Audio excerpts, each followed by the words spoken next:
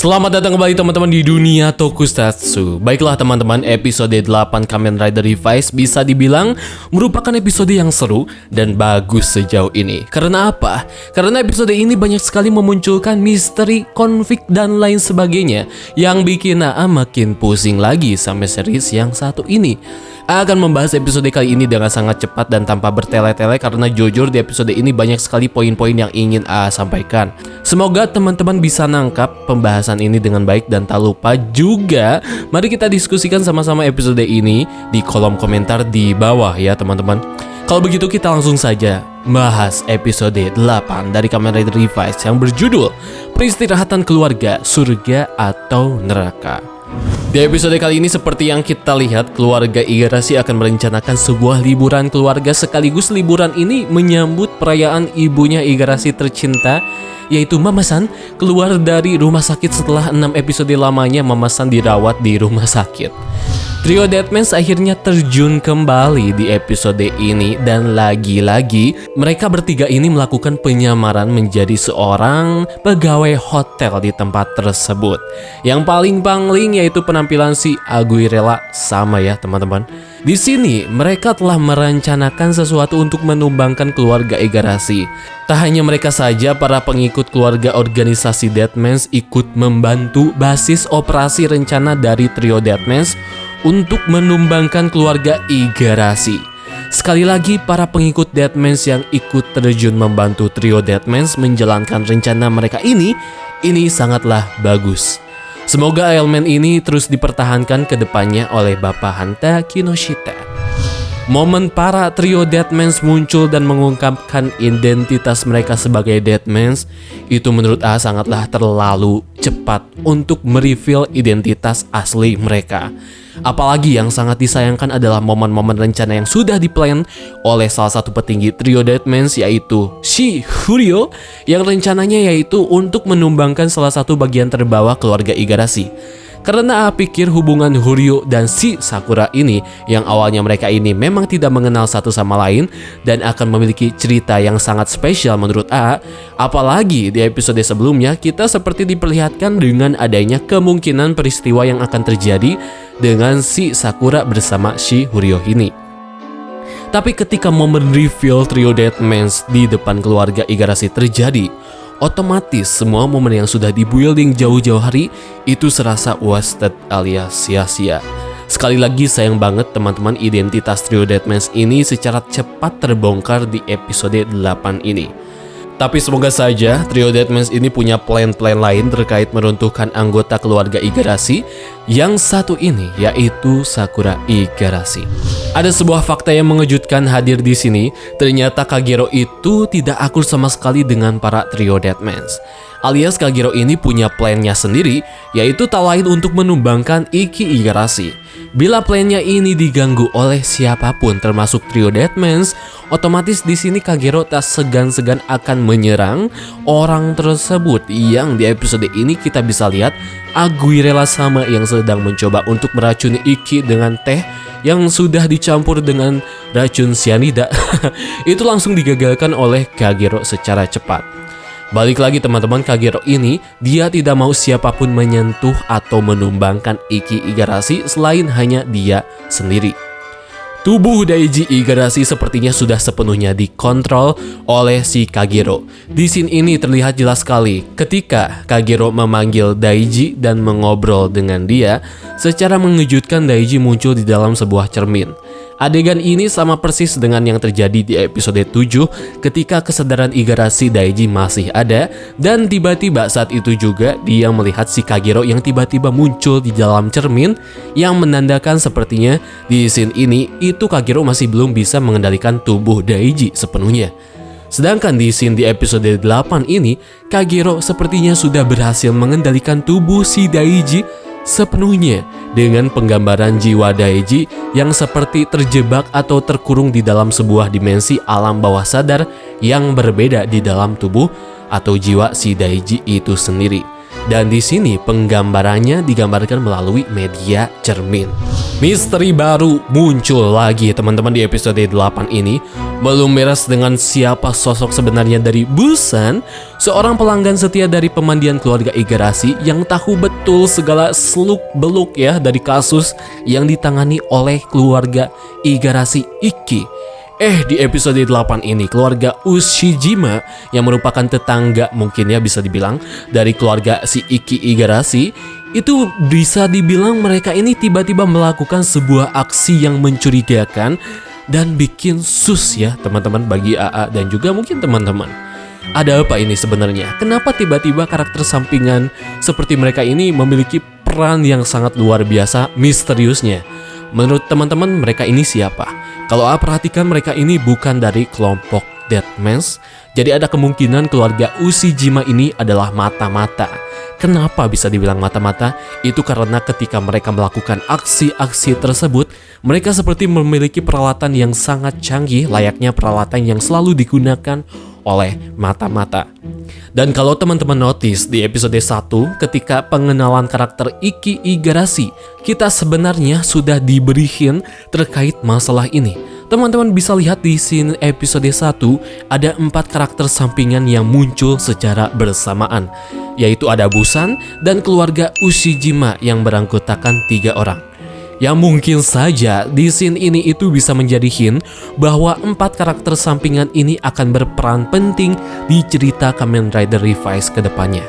Dan balik lagi, siapa sebenarnya keluarga Ushijima ini? Apa mereka merupakan mata-mata yang diutus oleh organisasi Phoenix? Atau mungkin ada sebuah kelompok organisasi lain yang mengutus mereka untuk memata-matai keluarga Igarashi ini? Dan kelompok organisasi ini masih belum di-reveal keberadaannya dan akan di-reveal di episode mendatang. Belum beres dengan misteri baru yang diungkap di episode 8 ini. Ada misteri baru lainnya yang muncul teman-teman ya di episode 8 ini, yaitu terkait bapaknya Ikki ya, yaitu Genta Igarashi. Di sini secara tiba-tiba George memiliki feeling bahwa Genta Igarashi adalah orang yang tidak biasa. Alias dia ini memiliki peran yang rahasia sepertinya. Ini memang sudah diduga-duga dan pernah AA bahas sebelumnya di video jauh-jauh hari, bahwa si Genta Igarashi ini akan punya peran yang sangat besar dan tentunya rahasia di cerita Revice ke depannya.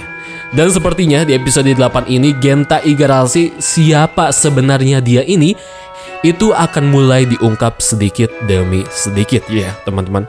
Dan di episode 8 inilah menjadi awal bagi misteri Genta Igarashi dengan siapa sosok dia sebenarnya.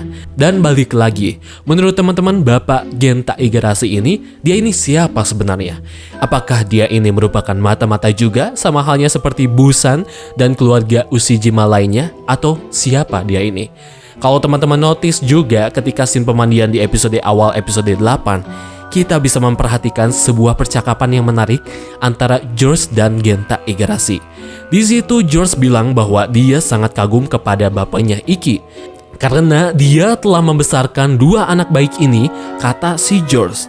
Dan George juga bilang bahwa dia ingin sekali ngobrol 4 mata dengan si Genta Igarashi. Dari scene ini entah kenapa menangkap bahwa Genta Igarashi sepertinya ya teman-teman bukanlah ayah kandung dari Ikki Igarashi, Daiji Igarashi, dan mungkin Sakura Igarashi.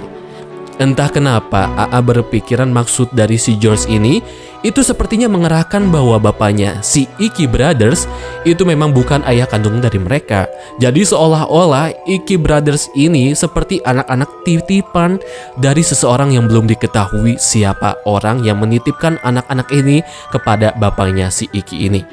Dan penasaran juga dengan scene percakapan 4 mata antara si George dan Genta Igarashi.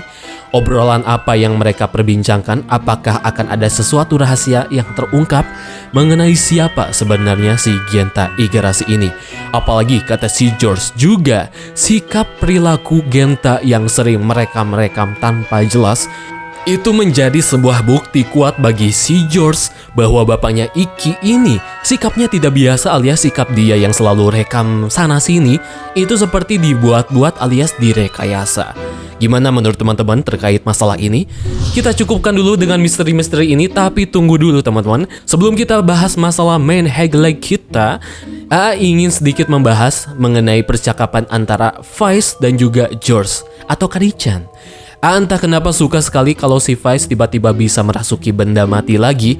Dan uniknya di scene ini, itu si Vice bisa keluar dari tubuh Ikki meskipun tubuh Ikki itu sedang dalam keadaan tidur ya teman-teman. Dan kagetnya lagi, si Vice bisa merasuki benda tempat penyimpanan Vice-Tem dan berkomunikasi lewat benda tersebut, tidak lewat Gandiphone 50 milik si Ikki. Jujur ini keren banget bisa dibilang.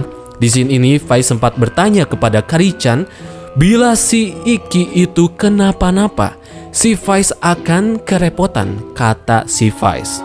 Dan jawaban Kari-chan di sini bikin A langsung kaget. Jawabannya adalah ketika Ikki kenapa-napa, Vice lah yang akan menolong dia. Teman-teman paham kan maksud dari ini? Apa mungkin saja maksud dari kalimat dari si George ini itu merupakan hint dan juga gambaran yang sudah diperlihatkan di opening Kamen Rider Revised yang sudah A breakdown jauh-jauh hari. Apa mungkin saja maksud dari kalimat ini? Ketika si Ikki tenggelam di dalam jiwa kegelapan atau mungkin dirasuki oleh iblis atau mungkin sesuatu, Vice lah yang akan menolong dia. Menolong di sini itu dalam artian mungkin saja si Vice nanti itu entah kenapa bisa keluar atau terbebas dari tubuhnya si Ikki Igarashi, sama seperti yang diperlihatkan di episode 1. Ketika tubuh si Ikki Igarashi ini keluar atau bebas, di saat itu juga si Ikki Igarashi telah dirasuki oleh iblis yang baru. Dan mungkin saja iblis ini adalah si Gifu Sama, aka final boss di series Kamen Rider Revised yang telah bangkit dan merasuki tubuh si Ikki Igarashi. Jadi ketika momen ini terjadi, Vice lah satu-satunya iblis dan rider yang telah terbebas dan memiliki tubuhnya sendiri yang hanya bisa menyelamatkan si Ikki Igarashi dari jeratan si Gifu Sama. Menarik ya teman-teman kalau misalkan ini beneran terjadi. Akhirnya teman-teman, Kagero aka iblis si Daiji Igarashi menunjukkan identitas sesungguhnya di hadapan Ikki Igarashi serta keluarganya. Kagero di sini akhirnya henshin untuk pertama kalinya. Ada detail menarik sebelum Kagero ini henshin. Ternyata ketika dia berubah dan memasangkan beltnya ke tubuh si Daiji atau si Kagero ini otomatis akan berubah outfitnya ke outfit yang sering dipakai oleh si Kagero. Keren sih ini teman-teman ya. Untuk henshin sequence-nya sendiri itu gak usah ditanya, beneran keren banget. Di sini Kagero menggunakan Bato Vice-Tem untuk berubah menjadi Kamen Rider Evil. Apalagi kita bisa merasakan hawa-hawa kengirian dari Sound Belt dan juga kelelawar yang menyeliputi si Kagero ketika henshin. Dan kalau teman-teman perhatikan, ada beberapa detail menarik yang muncul ketika henshin sequence ini terjadi. Ketika mencapkan Vice-Tem ke two side driver, logo wajah Evil di sebelah kiri itu menyala atau aktif ketika Vice-Tem tersebut dicapkan, yang menandakan bahwa si Kagero ini dia hanya bisa berubah menjadi Kamen Rider Evil saja. Dan balik lagi, kemungkinan logo gambar yang mungkin merupakan sosok Kamen Rider Live ini itu akan menyala ketika Daiji Igarashi telah memiliki kesadaran sepenuhnya dan bisa berubah menjadi Kamen Rider, yaitu Kamen Rider Live. Terus detail kecil lainnya juga terlihat, yaitu ketika selesai henshin, teman-teman bisa lihat resleting yang ada di armor si Evil ini itu perlahan-lahan seperti tertutup dengan sendirinya. Seperti yang A prediksikan di video-video sebelumnya, apa jangan-jangan ketika Daiji berubah menjadi Kamen Rider Live, resleting yang ada di tubuh si Evil ini apakah akan terbuka? Dan ketika terbuka, bergantilah armor dari si Evil yang basisnya berwarna hitam menjadi berwarna putih, yang tentunya dibarengi dengan wujud armor yang baru. Semoga saja Kamen Rider Live akan segera dimunculkan di majalah Scan Magazine edisi bulan November ya teman-teman. Dan mungkin AA mencium bau-bau bahwa si Live ini akan debut di episode 10 ya teman-teman, kemungkinan ya.